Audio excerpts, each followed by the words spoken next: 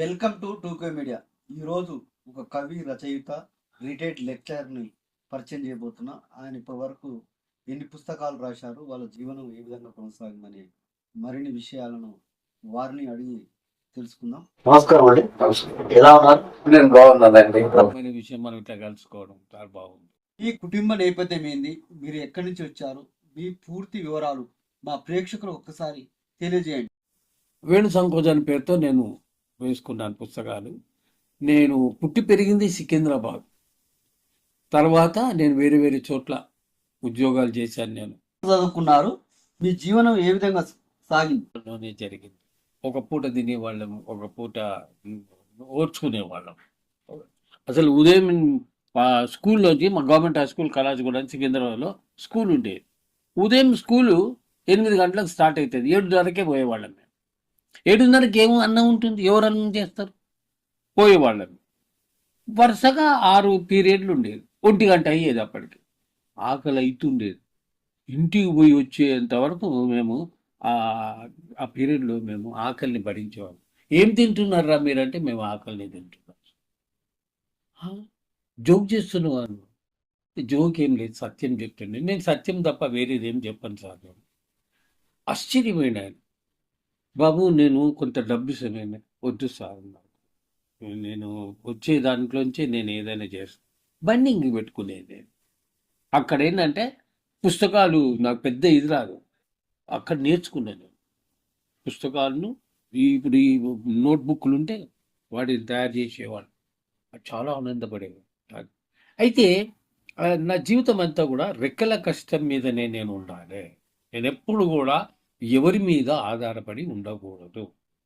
అట్లాంటి పరిస్థితి వచ్చిందనంటే నేను ఇంకొక ఏదైనా ఆలోచన చేయవలసిందే, యజ్ఞం చేయవలసిందే, శ్రమ మరి ముఖ్యంగా చేయవలసిందే. అట్లా ఆ స్టేజ్లో నాకు మా ఫాదరు ఎవరైతే పనిచేస్తున్నాడో ఆ యజమాని సేట్ అనేవాడు, అతను బాగా చదివిన మారేడుపల్లి సికింద్రాబాద్లో ఉండేవాళ్ళు, బాగా ధనవంతులు.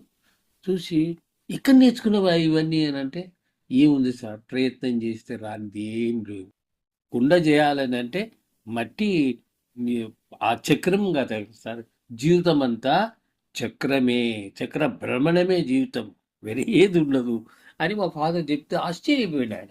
సేట ఆశ్చర్యపోయాడు. అంటే ఇదంతా మనం ఎందుకు చెప్తున్నామనంటే, బొట్టు బొట్టు చెమట చేయడానికి, పని చేయడానికి వీలుంది కానీ, కష్టం చేయడానికి వీలుంది కానీ, ఒక మృష్టాన్న భోజనం లేకపోయింది ఆ రోజుల్లో. చాలా బాధాకరమైన విషయం. పనిచేయడం జరిగింది. మీరు ఎన్ని సంవత్సరాలు పనిచేసారు? అక్కడ మీకు ఎంత జీతం ఇచ్చింది? చేరినప్పుడు అక్కడ నాకు ప్రింటింగ్ పని తప్ప పుస్తకాల పని నాకు ఇచ్చారు. బైండింగ్ పుస్తకాలను ఒక నోట్బుక్ లాగా తయారు చేయడం, అది ఆ పని నాకు ఇచ్చింది. అయితే ఆ పనిలో నాకు జీతం ఎంత అంటే 30 రూపాయలు. 30 రూపాయలు అంటే ఇవాళ చాలా తక్కువ, అల్పం అని అనుకుంటాం. 30 రూపాయల జీతము నాకు 300 రూపాయల కింద భావించేవాడిని. ఆనందం. మా అమ్మ పోయి ఇస్తే ఇక మా అమ్మ ఆనందం కాదు. ఏ సంవత్సరంలో వివాహం అయింది? వివాహం జరిగిన నాటి నుంచి మీ పరిస్థితులు ఏ విధంగా కొనసాగాయి? వివాహం నాకు అయ్యేటప్పటికీ నాకు కొంత టైం తీసుకున్నది. నేను కొద్దిగా లేటు కావడానికి గల కారణం ఏంటంటే, గుడికి ఇల్లు గర్మాన్ని చూసుకోవాలి అని నేను ఏం చేశానంటే, ఆ బైండింగ్ షాప్లో పని చేసుకోవడం, ఆ కుటుంబాన్ని పోషించడం, ఆ దశలోనే నేను స్కూల్కి పోవడము, పరీక్షల్లో పాల్గొనడము, అట్లా చేసుకుంటూ వచ్చినటువంటి వాడిని. అట్లా చేసుకుంటూ రావడం వల్ల నాకు అర్థమైంది ఏంటంటే, నేను తప్పకుండా ఈ పుస్తకాల రంగంలోనే, ఈ సృజన రంగంలోనే నేను చేరాలి అని నేను నిర్ణయానికి వచ్చాను. అవును. 13 సార్లు మీరు బదిలీలపై వెళ్ళడం జరిగింది. అవును. ఈ నేపథ్యంలో ఎక్కడ ఎక్కువ శాతం మీరు పనిచేసారో అక్కడ పరిస్థితులు మీకు అనుకూలంగా ఉన్నాయి, ఇబ్బందులు ఏమైనా ఎదుర్కొరా? నాకు ఇబ్బంది అనేది, నేను అట్లా ఎవరైతే శివుడు గరళాన్ని మింగుతాడో అట్లా మింగిన అని అనిపిస్తుంది నాకు. నేను చేసిన వాడిని అని కాదు, నాకు పెద్ద శక్తి సామర్థ్యాలు అంత ఉన్నాయి అని నేను అనుకోను. నాకు జరిగింది ఏంటంటే, కృషి వలత్వం.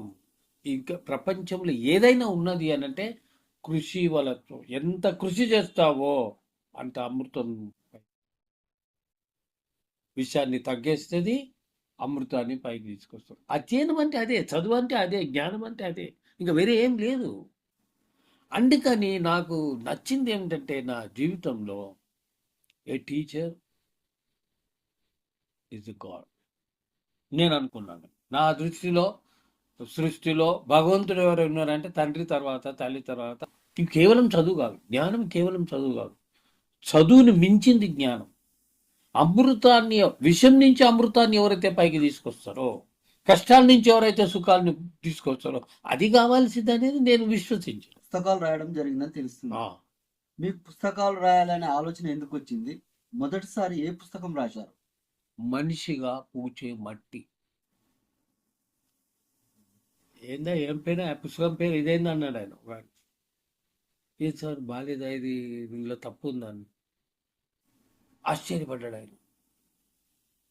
నువ్వు మట్టి అంటున్నావా, పూయడం అంటున్నావా, మనిషి అంటున్నావా, ఏంది అని అడుగుతున్నావు. మీరే చెప్పాలి సార్. నేను మనిషినా కాదా అని నేను అనుకున్న ప్రశ్న వేసుకున్నా. నేను ఆయనకు చెప్పిన, నేను ఏమని ప్రశ్న వేసుకున్నా, నేను మనిషి అయితే కేవలము పని చేసేవాడు, బంగారం తోలేవాడు, పని చేసేవాడు, ఇట్లే సాధన, పని మాత్రమే కాదు, సాధన. నువ్వేం సాధన చేస్తున్నావు, నువ్వు ఏ విధంగా తయారవుతున్నావు? మనిషి ఎక్కడి నుంచి ఎక్కడికి చేరాలి, వాడు పూయాలి, వాడు గొప్పవాడు అయిపోవాలి, ప్రపంచానికి ఆనందాన్ని పంచాలి, లోకానికి జ్ఞానాన్ని పంచాలి. మనిషిగా పూచే మట్టి ఎవడైతే ఉన్నాడో అది నాకు నచ్చింది. ఇక్కడ నన్ను పరిచయం చేసి యూనివర్సిటీలో, ఉస్మాన్ యూనివర్సిటీ. ఇది ఆయన చెప్పిందా, మీరెవరని చెప్పారు? మీరే చెప్పింది సార్, వేరే ఊరు లేదు. ఆ విధంగా నేను ఈ దేనిని కూడా నేను అవతలి వాళ్ళని నేను ఎప్పుడు కూడా తక్కువ చేయకుండా, నన్ను నేనే వీరుణ్ణి అనుకోకుండా నేనేం చేశానంటే, ఇంతకంటే బాగా నేను చేయలేనా, ఇంతకంటే బాగా నేను రాయలేనా, ఇంతకంటే లోతుల్లోకి నేను పోగలనా లేనా అని అనిపించినప్పుడు నాకు చాలా పెద్ద ఆనందం. మీరు రాసిన పుస్తకాల్లో బాగా గుర్తింపు తెచ్చిన పుస్తకం ఏమైనా ఉందా? 3-4 పుస్తకాలు ఉన్నాయి. మనిషిగా పూచే మట్టి నా మొదటిది. కానీ తర్వాత వచ్చిన పుస్తకాలు నన్ను ఒక ఒక ప్రామాణికమైన స్థాయికి తీసుకొచ్చింది. అవతల వాళ్ళు చూసినప్పుడు మిత్రమా, నీ యొక్క రంగము బాగా చేసుకోగలుగుతున్నావు, నేనే చాలా ఆనందపడుతున్నా మీ సృజనలు చూసి. ఆ పుస్తకాలన్నీ నేను మీకు చూపెట్టలేను. ఓ ఇట్లాంటిదో అసలు ఈ నేలకళ అనడం ఏంది అన్నాడు. నేలకళ ఏంటి సార్? ఏ నేల మీద నేను బతుకుతున్నానో ఆ నేలనే నేను కలగంటున్నా, తల్లిని కలగంటున్నా, నేను భూమిని కలగంటున్నా. నేను భూమి లేకపోతే ఆకాశం ఉందా సార్? అవును, నిజమే కదా, భూమి లేకపోతే ఆకాశం ఎక్కడుంది అని వాడు అనుకున్నాడు. అట్లా నేను అంటే తార్కికపరమైనటువంటి, సులోచన పరమైనటువంటి నేను పుస్తకాలు వేసుకోగలిగిన ఒక 20 పుస్తకాలు వచ్చినాయి. మొదటిసారి తెలంగాణ అవతరణ దినోత్సవ వేడుకలను ప్రభుత్వం ఏర్పాటు చేస్తున్న సందర్భంలో అవార్డులను ప్రకటించేందుకు ప్రభుత్వం మిమ్మల్ని అవార్డు కమిటీలో సభ్యులుగా ఎన్నుకోవడం జరిగింది. అవును. మీతో పాటు ఎంతమంది సభ్యులుగా పనిచేశారు? నాతో పాటు ఈజ్ డైట్ లీడ్కు అతడు నన్ను బాగా అదే అన్న, ఇట్లా కాదు, ఇంకా బాగా ముందుకెళ్ళాలి, ఇంకా లోతుల్లో పోవాలి, ఇంకా జ్ఞాన సంపద నువ్వు పెంచుకోవాలి. అవన్నిటికంటే ఎక్కువ నువ్వు ఆకలితో ఉన్నవా పక్క పెట్టి, కోపంతో ఉన్నవా తీసి పారేసి, నిర్మాణం కావాలి నీకు. అవార్డు కూడా ప్రభుత్వం ప్రకటించింది. అవును. ఏ అంశం మీద మీకు అవార్డు వచ్చింది? నాకు వచ్చిన అంశం మీద ఏంటంటే ఆకలి మీద. సార్ మీరేమన్నారు?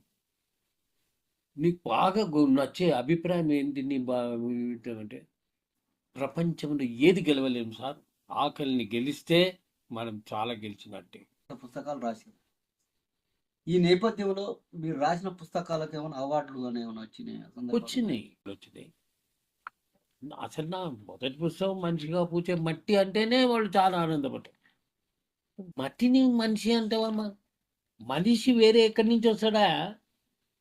మట్టిలోంచి వచ్చి నైపుణ్యాన్ని పెంచుకున్నవాడు, సౌందర్యాన్ని చేరుకున్నవాడు, వాడు మనిషి అవుతాడు. కానీ ఉట్టి మట్టి అవుతుందండి. మనిషిగా పూచే మట్టిగా ఎవడైనా సరే వాడు పూయాలి మనిషిలాగా. అందుకని మన తల్లిదండ్రులు ఏమంటారు పెద్దోళ్ళు, మనిషివా అంటారు. నాకు ఎంత గొప్పగా అనిపిస్తుంది. ఏమై మనిషివా నువ్వు ఇట్లా చేసే తల్లిని గురించి పెద్దవాళ్ళని గురించి అవతల వాళ్ళని గురించి మాట్లాడు, ఏమై మనిషివా. నాకు ఎంత నచ్చుతుంది అది. ఆ మనిషిగా పూచే మట్టి ఆ విధంగా నన్ను వెంటాడింది అది. నేను ఒకరోజు ఆలోచన చేసిన, 10 రోజులు ఆలోచన చేసిన, నెల రోజులు ఆలోచన చేసిన, నాకు అర్థమైంది నేను మనిషిగా పూచే మట్టి కావాల్సిందే. నా వృత్తికి నేను న్యాయం చేసిన, నా ద్వారా విద్యార్థులు ఒక ఉన్నత స్థానంలో ఉన్నారు. వారు నేను చెప్పిన విద్యా బుద్ధులతోటి వాళ్ళు దాన్ని వినియోగించుకొని జీవితంలో స్థిరపడ్డారన్న సంతృప్తి మీకు ఎప్పుడన్నా అసలు వాళ్ళు నా దగ్గరకు వచ్చిన కొత్తలో కొంచెం నేను నేను వీళ్ళు సార్ దగ్గరికి నేను చేరగలుగుతానా లేదా, ఆ స్థాయికి నేను రాగలుగుతానా లేదా అనుకునే వాళ్ళు ఒక 10-15 రోజుల్లోనే వాళ్ళ ముఖాలు మారుతుంటాయి, వాళ్ళ చూపులు మారుతుంటాయి, వాళ్ళు మాట్లాడే తీరు మారిపోతుంది. నేనే చిన్న నీకు ఇది మొన్న ఇట్లా అన్నప్పుడు ఇది ఇది ఇది ఇంత మంచి మాట మాట్లాడినావు కదా, నువ్వు వాడినావు కదా, ఇదే నేర్పించింది సార్ అది నాకు అని వాడు వలవలు ఏడ్చిండు. అన్నా, ఏం కాదు, నువ్వు చాలా గొప్పవాడిని అవుతావు, నువ్వు సాధించి తీరుతావు నువ్వు అని చెప్తే వాళ్ళు నిజంగా కూడా అట్లనే. లెక్చరర్గా సేవలు అందించి అనేక మంది విద్యార్థులను తీర్చిదిద్దారు. ఈ నేపథ్యంలో మీరు రిటైర్డ్ అయిన సందర్భంగా ఆ రోజు మీకు ఎలా అనిపించింది? మీరు రిటైర్డ్ అవుతున్నందుకు ఈ రోజు మీరు ఏమన్నా బాధపడ్డ సందర్భం ఉందా? బాధపడలేదు. నేను టైర్డే కాలేదు, రీటైర్డ్ ఎక్కడి నుంచి వస్తుంది నేను అడిగిన. నువ్వు 2 సార్లు ఎక్కడ టైర్డ్ అయిపోతావా? ఒకసారి టైర్డ్ అయిన ఇంకోసారి రీటైర్డ్ అవుతాడా? రిటైర్డ్ అనేవాడు బ్రతికి ఉన్నవాడు, సాధన చేస్తున్నవాడు, రచన చేస్తున్నవాడు, సాగిస్తున్నవాడు. వాడి శ్రమను, వాడి యొక్క శక్తివంతమైన పనిని వాడు లోకానికి అందజేస్తున్నాడు. అయితే రిటైర్మెంట్ లేదు. నేను చెప్పిన మనిషికి రిటైర్మెంట్ లేదు కాదు, ఉండదు. ఏముంటుంది? ఆలోచన ఎప్పుడూ, ఆలోచనకు రూపం ఉంటుందా? ఉండదు. మనిషికి ఉంటుంది రూపం, శరీరానికి ఉంటుంది రూపం, కానీ దేనికి ఉంటుంది? భావనకు, నీ మేధో శక్తికి నిజమైన రూపం ఉంటుంది. మీరు ఈ దాదాపు మీకు 70+ ఉంటుంది, అవును. అయినా కూడా మీరు ఇంత యాక్టివ్గా ఉండడానికి కారణం ఏంటి? నేను నిరంతర అధ్యయనమే నా యొక్క కోరిక, లక్ష్యం. నాకు వేరే ఏముండదు. నేను పుస్తకం చదవాలి. నేను చదువుతున్నప్పుడు నాకే కొత్త పుస్తకం దొరికినా, ఏ కాగితం దొరికినా, నేను చదివేటప్పుడు నేను ఇందులోంచి ఏమైనా నేర్చుకోగలిగినానా లేదా ఇవాళ, అది నా కొలమానం. నేనేమైనా దానిని లబ్ధి పొందగలిగానా? Gain. Where is your gain? నీ గెలుపు ఎక్కడా? అసలు గెలుపు అంటే ఏంటి? నువ్వు ఒక పరీక్ష రాసినావు, దానిలో గెలవాలి కదా నువ్వు. గెలుపు ఎప్పుడైతే రాతలోంచి, ఆలోచనలోంచి నువ్వు వస్తుందో అన్ని మలుపు వస్తుంది నీకు. బలుపు రావద్దు, మలుపు రావు. పుస్తకాలు, కవితలు రాశారు. అందులో మీకు నచ్చిన ఒక కవిత మాకు మా ప్రేక్షకులకు కొరకు. ఎండిపోయిన చెట్టు ఎగిరయ్యేది కదా.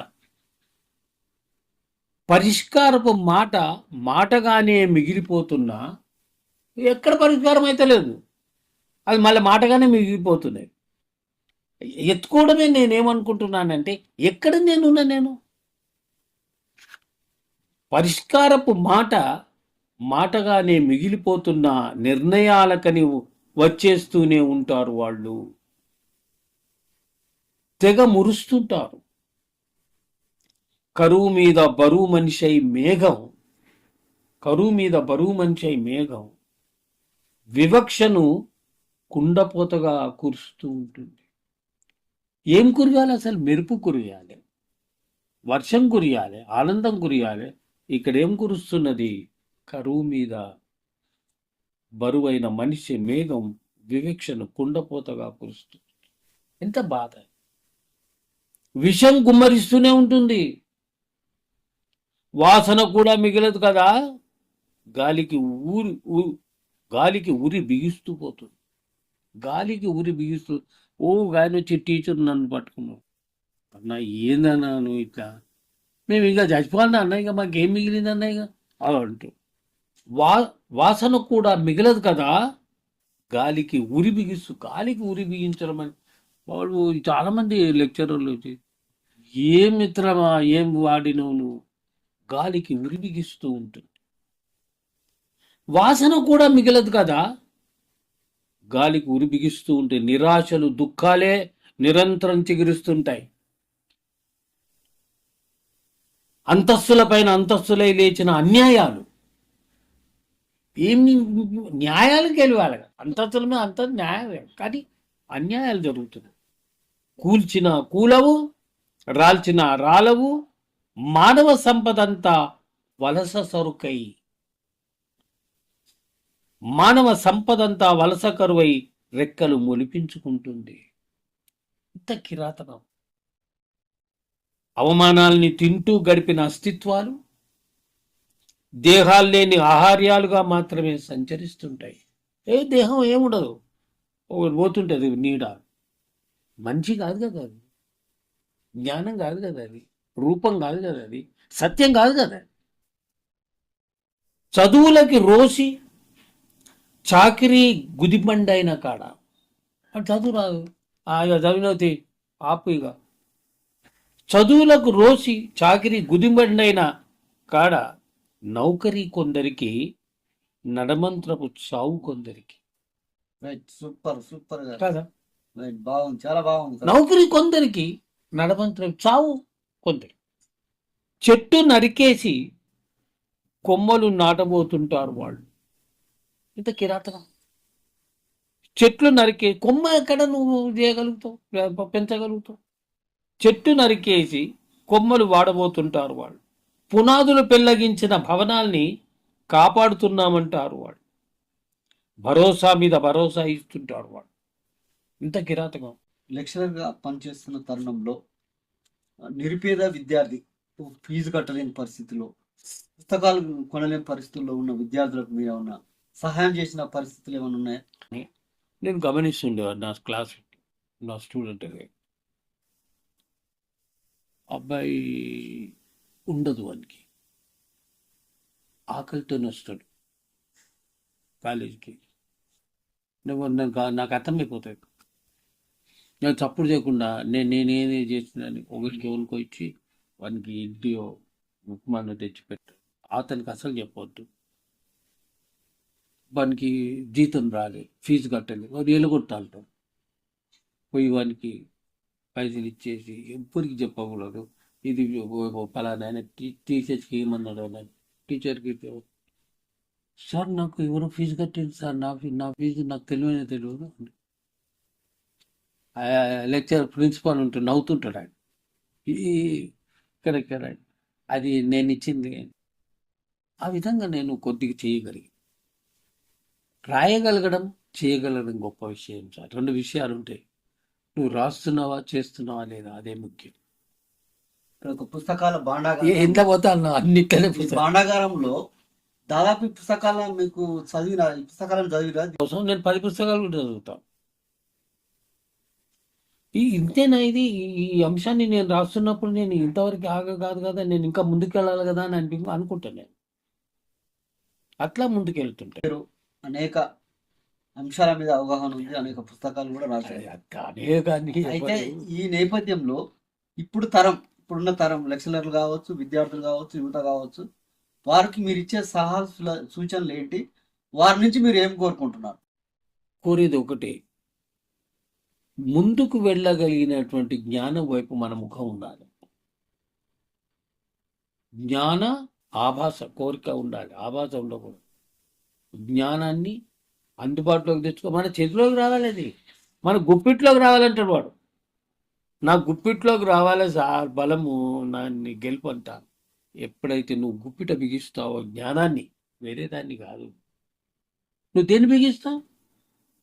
గుప్పిట్లో నువ్వు బంధించాల్సింది జ్ఞానాన్ని. ఇప్పటి వరకు తమ విలువైన అనుభవాలను, అన్ని విషయాలను మనతో షేర్ చేసుకున్నందుకు ధన్యవాదాలు తెలియజేస్తూ, మునుముందు ఇంకా అనేక పుస్తకాలు రాసి అనేక మందికి ఆదర్శంగా ఉండి ముందుకు సాగాలని కోరుకుంటూ మరొక ఎపిసోడ్లో మళ్ళీ కలుసుకుందాం. అంతవరకు